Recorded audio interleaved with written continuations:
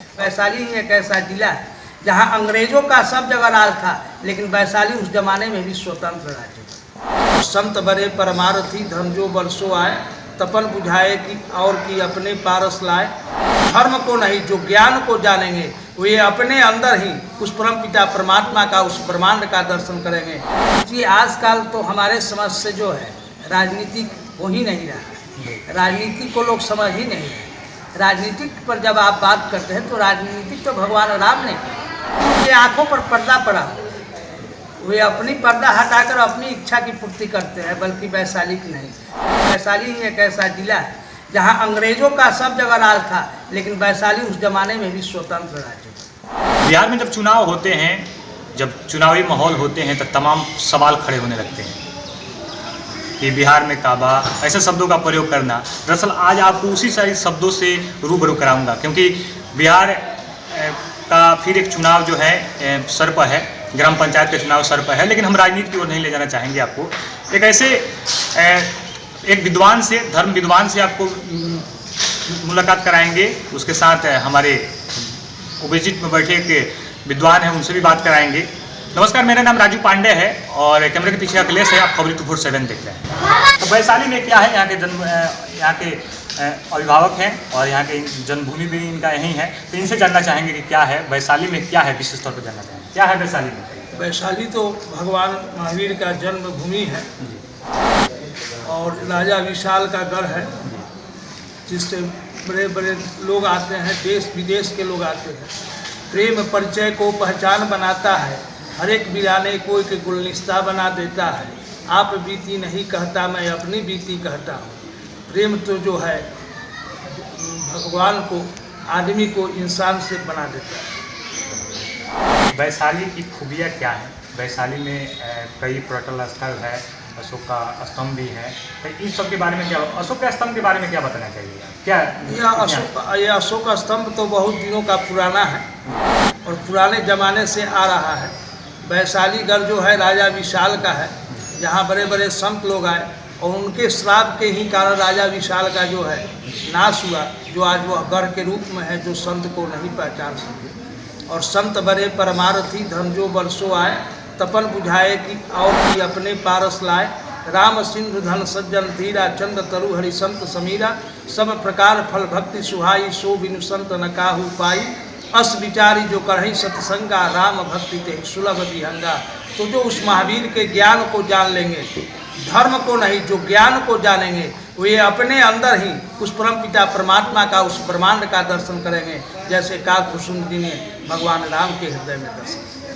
जी, राजनीति से वैशाली को जोड़ा जाता है, उस बारे में क्या कहना है? जी आजकल तो हमारे समाज से जो है राजनीति हो ही नहीं रहा, राजनीति को लोग समझ ही नहीं रहे।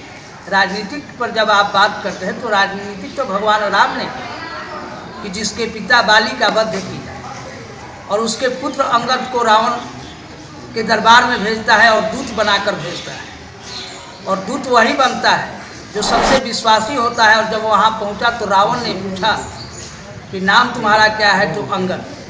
कहा कि किसके पुत्र हो? तो बाली के। तैसे ही रावण ने कहा कि कहूँ मित्र कुशलाई। जबकि रावण जानता था कि राम के हाथों बाली मारा गया है, लेकिन तभी उसके क्रोध को भड़काने के लिए, अंगद के क्रोध को भड़काने के लिए उसने ऐसा किया।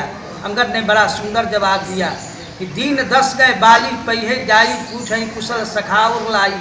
10 दिन के बाद रावण तुम भी चले जाओगे और वहीं जाकर तुम अपने मित्र से कुशलता पूछ लेना, हमसे कुशलता क्या पूछोगे। लेकिन उसके बाद भी जनप्रतिनिधि जो है उनका वैशाली पे नज़र क्यों नहीं पड़ता है?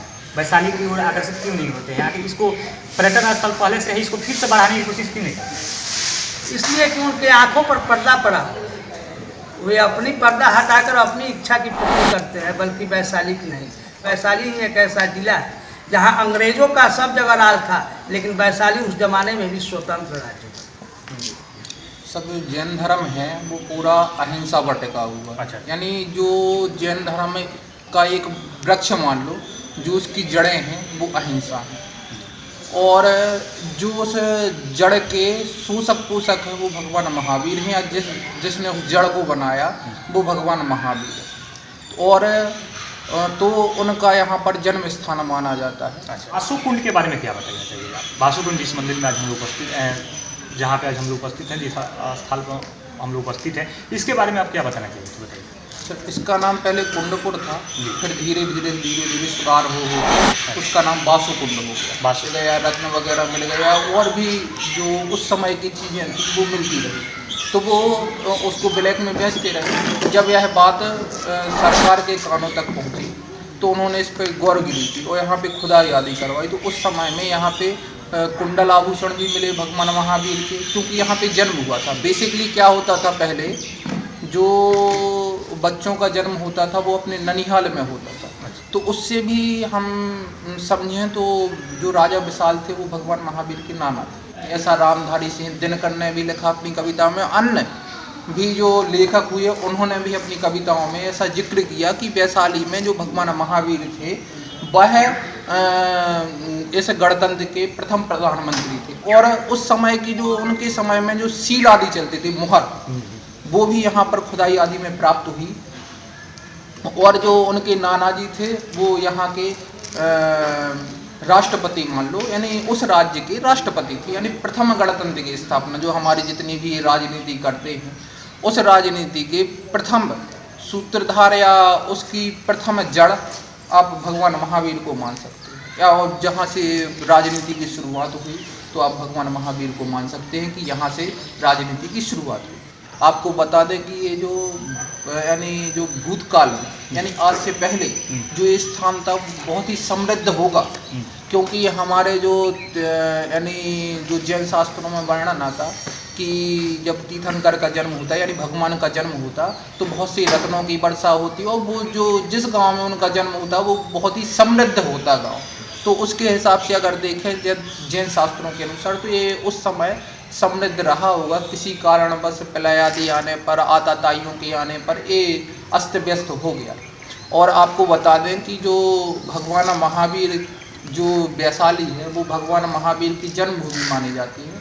और जो गौतम बुद्ध हुए या सिद्धार्थ, उनकी यह कर्मस्थली मानी, कर्मस्थली है। जी जी, सबसे महत्वपूर्ण देखने योग्य चीज़ यह है कि जहाँ महावीर की जन्मभूमि है और सिद्धार्थ की देखें तो वह कर्मभूमि है। यह सभी चीज़ों से वैशाली बना हुआ है, ये सभी चीज़ों से। लेकिन दुख की बात यह है कि जब राजनीति से इसको जोड़ा जाता है तो डायरेक्टली आप बिहार को ऐसे शब्द का प्रयोग करते हैं कि बिहार में का, और इसी पे आप राजनीति करके अपने चुनाव पे जीते हैं। यहाँ आपको जो है पानी की व्यवस्था ढंग से होना चाहिए, उसके बाद जो है आपके हॉस्पिटल की व्यवस्था होनी चाहिए। स्वास्थ्य के मामले में यह इलाका पिछड़ा हुआ है, नेता लोग को इस तरफ ध्यान आना चाहिए। विदेश के लोग आते हैं, उसकी व्यवस्था होनी चाहिए। गाड़ी के आने जाने की व्यवस्था होनी चाहिए। विदेश के भी लोग आते हैं? हाँ, विदेश, थाईलैंड, जापान, ऑस्ट्रेलिया, सब जगह के लोग आते हैं। लेकिन यहाँ की व्यवस्था जो है उसके और यहाँ के विधायक हो या एमपी हो, उनका निधन हुआ। जिनने उनको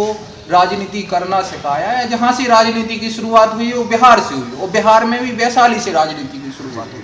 जैसा हमने बताया कि आपको प्रथम गणतंत्र यहीं से शुरू हुआ, भगवान महावीर से शुरू हुआ। कि जब भगवान महावीर का जन्म हुआ, जब वो राज्य आदि करते थे तो राज्य का वातावरण इतना अच्छा था, इतना प्रिय था, इतना अहिंसक था कि यहाँ पर एक घाट पर एक शेर भी पानी पी सकता था, उसी घाट पर एक गाय भी पानी पी सकती, यानी निर्भीक होकर के वो यह काम यानी पानी आदि पी सकते थे। इतना अच्छा राज्य था। और आज वर्तमान में देखें तो हिंदू हिंदू पे लड़ रहा है, हिंदू मुस्लिम से लड़ रहा है, मुस्लिम हिंदू से लड़ रहा है। बस यही राज्य। इसका जिम्मेदार कौन है? इसका जिम्मेदार कौन हो सकता है? सब इसको तो हम राजनीति कहेंगे, राजनीति तो जिम्मेदार। यह जो है हकीकतें हैं जो राजनीति के चंद लोग जो हैं उस धर्म को बांटने की कोशिश करते हैं अपने राजनीति के रोटी सेकने की वजह से। आप हिंदू हैं, आप मुस्लिम हैं, आप सिख हैं तो ईसाई हैं, ऐसे धर्म का प्रयोग करते हैं। लेकिन सबसे ज़रूरी बात यह है कि हम एक बिहारी हैं और हम एक भारतीय हैं। हमें इस चीज़ को सोच रखना चाहिए। बिहार की वैशाली जो है, जैसे विश्व का प्रथम गणतंत्र जो है यहीं से शुरुआत हुआ था। और एक और ज़रूरी यह है कि राजनीति की रोटी सेकने के लिए आप किसी धर्म को एक अलग अलग धर्म में, एक राज्य को अलग अलग धर्म में बांटने की कोशिश ना करें। ज़रूरियात है यहाँ पे हम सब जनप्रतिनिधियों को ध्यान देने का कि किन चीज़ों की अभाव है ऐसे पर्यटन स्थल पे जो बिहार के शान को आगे बढ़ाने की कोशिश करता है। तो उन चीज़ों की पूर्ति कराना ही मुख्य लक्ष्य है।